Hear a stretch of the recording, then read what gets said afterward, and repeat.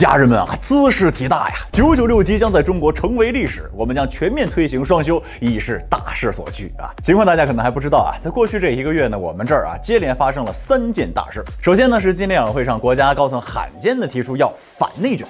要知道内卷只是一个网络用词儿，对吧？可这么一个不入流的词儿，居然进入到了高层的视野。这还不算完啊！前不久，教育部还官宣了高中将实施双休制，并且取消晚自习。而几乎是同一时间的国内几家以加班内卷闻名的企业，就比如说大疆啊、海尔啊、美的啊，纷纷宣布禁止员工加班啊，甚至要求员工6点必须走人，你要不走，公司就给你断 WiFi、关灯。似乎就在一夜之间，中国从高层到民间，从社会到学校，都在举起这个推行双休、反内卷的大旗。听到这儿，可能是看不透彻了，这到底是为什么？出了什么事儿啊？过去咱们国家内卷996文化如此猖獗，现在为什么一夜之间就好像要变天了呢？来，别着急，关注我，带你看透彻。首先呢，咱们提高一下格局啊，捋清一下顶层的思路啊。反内卷这事儿啊，你要是往骨头缝里抠的话，你就会发现，这是一场国家精心设计的风向标，3把熊熊烈火正烧向中国未来的3大趋势。那这第一把火呢，烧的就是中国财富大洗牌和经济趋势。那这怎么理解呢？你看啊，当国家提出反内卷之后呢，全网有一大批人非但不支持竟然还激烈反对了。他们怎么认为的呢？说一旦这个汽车企业和电商公司他们如果去内卷去打价格战我们这个消费者就能买到便宜的车了，能耗到电商的这个羊毛了。打工人一旦内卷加班不就有加班费了吗？学生内卷补课，对吧？那你就有好成绩啊。那这事儿你怎么看这内卷都是天大的好事，怎么能不卷呢？对吧？必须全国上下一起卷才行啊。你说这个想法有毛病吗？你乍这么一听，好像是也没太大毛病。但是我告诉你这是在饮鸩止渴。假如一家车企因为打价格战，那你说降价了2万块钱，那你说降下来这份钱谁来买单呢？是车企买单，还是老板买单，还是国家买单呢？都不是，是每一个内卷狂魔在给这个买单。什么意思呢？你看车企降价了，不就赚不到钱了吗？不赚钱，那就得降薪裁员，节约成本，拿节约的钱去打更激烈的价格战。随后呢，又会导致更加激烈的裁员。你看似买车便宜了2万块钱，但其实你甚至你的儿子、父母、朋友会因此丢掉工作，少了收入。当你刚刚喜提便宜的新车，沾沾自喜的时候，却又在手机上收到了老板裁员通知的时候，你可能做梦都想不到这2件事之间究竟有多深的联系。那最关键的是，当一个社会开始陷入到全面的失业降薪潮的时候，人们必定会选择减少消费，节衣缩食。而一旦消费萎靡，国家就会陷入通缩。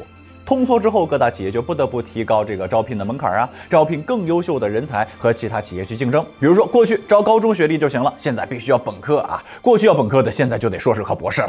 那家长为了让自家孩子有工作，满足企业的要求，那就只能去疯狂接娃呀，要孩子玩了命的补课去拿高学历这就导致整个社会从大人到小孩会陷入一种极度的内卷，互相厮杀、争夺资源的状态。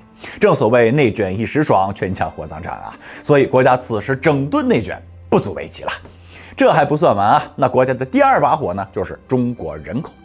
各位内卷加班996是件非常魔幻的事它就和这个烟草企业一样一边赚着客户的钱，一边又燃烧着客户的生命现在我们国家的年轻人和中年人呢，刚好处在什么风花雪月、结婚生子的年纪但是现在这些人过的是什么日子他们凌晨2点还在写作业，半夜12点还在回领导消息就他们这状态，你说生孩子连处对象都嫌麻烦呢。更绝的是，有些企业还用加班对员工玩什么忠诚测试你要是敢不加班，公司就立刻给你贴一个工作不饱和、不忠于公司的这个大帽子。所以你说这么搞下去，这内卷文化迟早要把中国人口红利给干趴下。那此外呢，反内卷还有一个更大的目标，那就是这第3把火 AI。前不久的美国高盛集团发布报告说全球将有超过3亿个工作岗位被 AI 取代。美国 AI 之父辛顿更是直言 AI 将令富人更富，穷人更穷。为啥呢？因为 AI 的出现势必会导致一批办公室的白领被淘汰。那你论卷，那人是不可能卷过 AI 的。电子牛马不需要吃饭，不需要睡觉，只需要有电有网就行了，人家就能一直干活。我就问你，你说打工人你跟人家怎么比？你现在想想看，大家本来就找不到工作，现在还让一个人干2个人的活，那是不是疯了？如果这个时候再放任内卷下去的话，只会导致 AI 对于人类的冲击更大。最后咱们再把格局拔高，反内卷还是中国经济冲击下一个周期的小缩影。那听到这可能又看不透彻了，说这个反内卷跟经济趋势又有什么关系呢？要知道，中国经济的三驾马车是啥呀？有一个是外贸，对吧？在中国加入 WTO 之后呢，我们的外贸产业可谓是一路的急速狂飙啊。当时只要是中国工厂能造出东西，那外国客户绝对就抢着买啊。所以你造的越多，那就赚的越多，那就会有大批的企业一看这场面，对吧？那还说啥呀？那玩命造吧，玩命加班吧，对吧？这挣钱要紧呢。这也就是为什么加班内卷风潮在中国快速的蔓延。那个时候我们赚钱的逻辑是啥呢？只要我们产能大，赚的就多。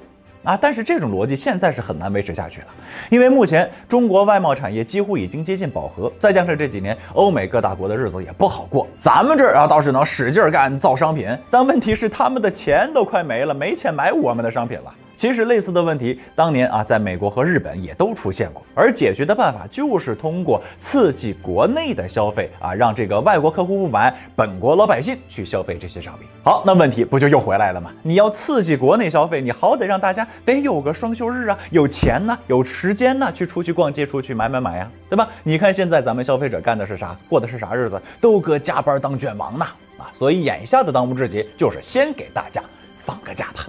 这次你看透了吗？